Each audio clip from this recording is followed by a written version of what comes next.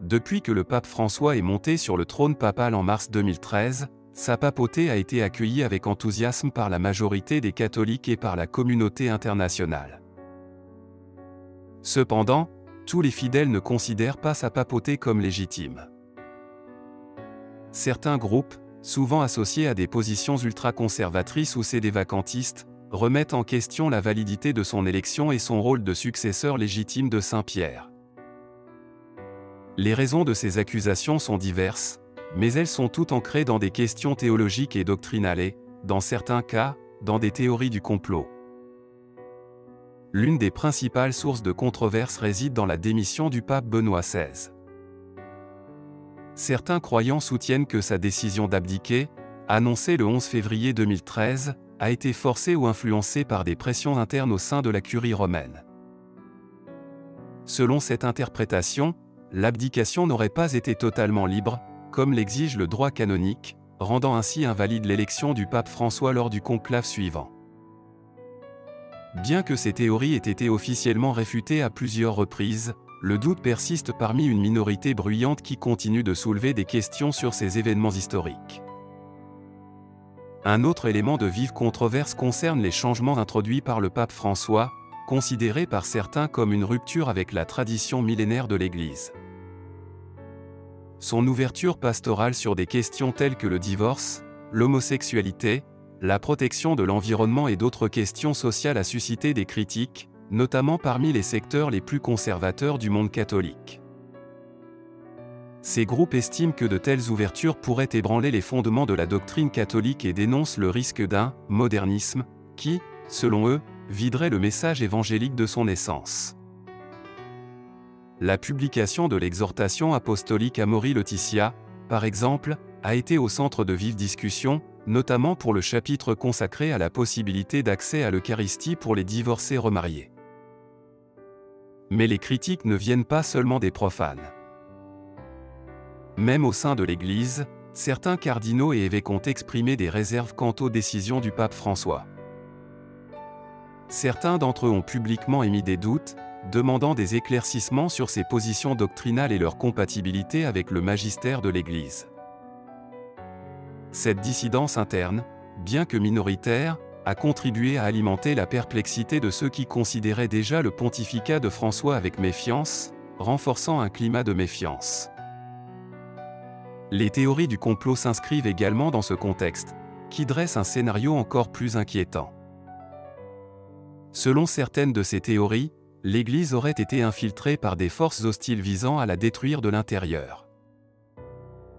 Le pape François, dans ce récit, est dépeint comme le symbole d'une telle infiltration, l'agent d'un plan plus vaste visant à renverser la foi catholique. Ces théories, pourtant infondées, trouvent des échos dans certains milieux ultra-conservateurs et sur les réseaux sociaux, où elles sont amplifiées sans aucune vérification. Enfin, les critiques d'ordre théologique ne manquent pas. Certains théologiens et universitaires soutiennent que certaines déclarations du pape François peuvent être interprétées comme hérétiques ou en tout cas contraires à la foi catholique. La doctrine établit qu'un pape ne peut pas enseigner les hérésies, par conséquent, ceux qui soutiennent cette position en viennent à conclure que son pontificat est invalide. Cependant, de telles accusations ont été rejetées par la plupart de la communauté théologique et des instances officielles de l'Église. Il est essentiel de souligner que ces positions représentent une minorité au sein de l'Église catholique.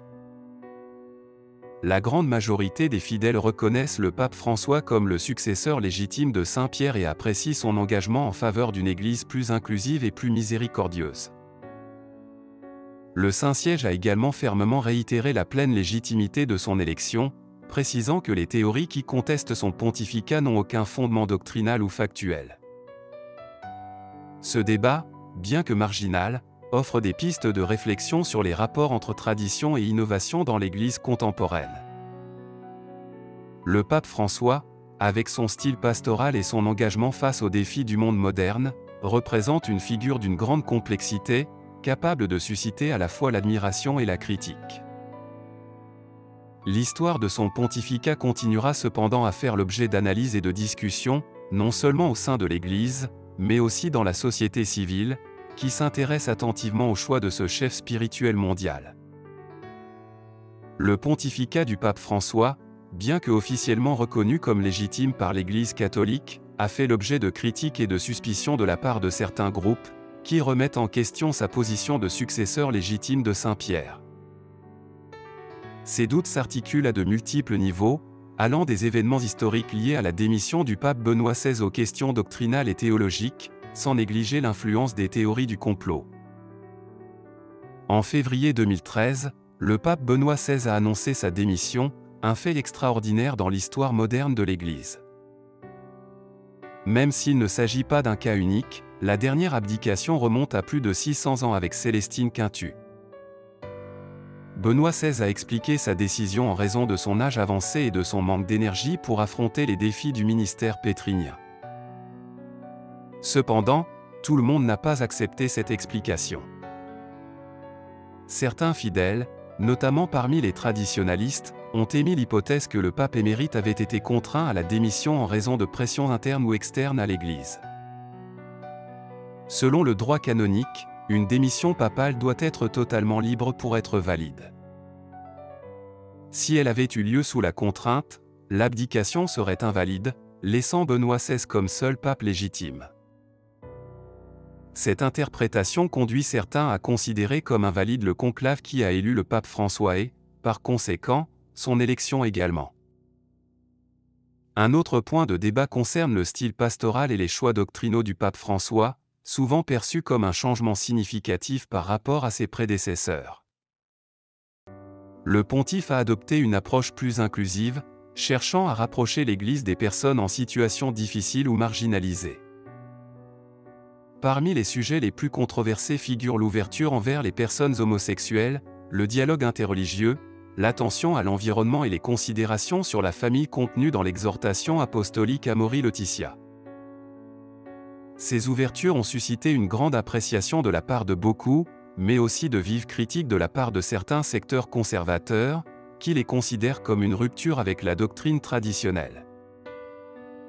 Ils accusent notamment le pape François d'adhérer à une forme de modernisme, courant condamné par l'Église au début du XXe siècle, qui cherchait à adapter la doctrine catholique aux changements culturels et sociaux de l'époque. Selon ces critiques, un pape qui promeut des changements jugés modernistes mettrait en péril la fidélité à la tradition apostolique, compromettant ainsi sa propre légitimité en tant que chef spirituel. Même au sein de l'Église, la résistance ne manque pas. Les théories du complot s'inscrivent également dans ce contexte, trouvant un terrain fertile auprès des fidèles les plus méfiants. Selon ces théories, l'Église catholique aurait été infiltrée par des forces extérieures telles que le communisme, la franc-maçonnerie ou d'autres idéologies laïques, dans le but de la détruire de l'intérieur. Le pape François est souvent évoqué dans ses récits comme faisant partie de ce prétendu plan subversif. Malgré ces attaques et controverses, il est essentiel de rappeler que la majorité des catholiques reconnaissent le pape François comme le successeur légitime de Saint Pierre, appréciant son charisme et son engagement en faveur d'une Église plus ouverte et plus miséricordieuse. L'Église elle-même réitère clairement la légitimité de son pontificat, qualifiant les accusations portées contre lui de marginales et infondées. Le débat met cependant en lumière un défi plus large pour l'Église contemporaine. Celui de trouver un équilibre entre tradition et renouveau, entre fidélité à la doctrine et ouverture aux besoins du monde moderne. En ce sens, le pape François représente une figure complexe, capable d'unir et de diviser, mais surtout de pousser l'Église à réfléchir sur son rôle dans une époque de profonds changements. Les théories du complot autour du pape François ne s'arrêtent pas à l'infiltration de l'Église par des forces extérieures, mais le voient parfois comme un protagoniste central d'un plan visant à renverser l'Église de l'intérieur.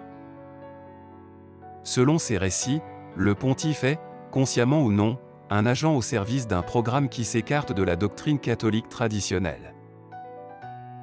Pour ceux qui soutiennent ces idées, François ne peut pas être considéré comme un véritable pape, mais plutôt comme un usurpateur exploité par ses forces. Un thème récurrent dans ces critiques concerne l'accès au sacrement pour les divorcés remariés, question particulièrement abordée dans l'exhortation apostolique Amoris Laetitia.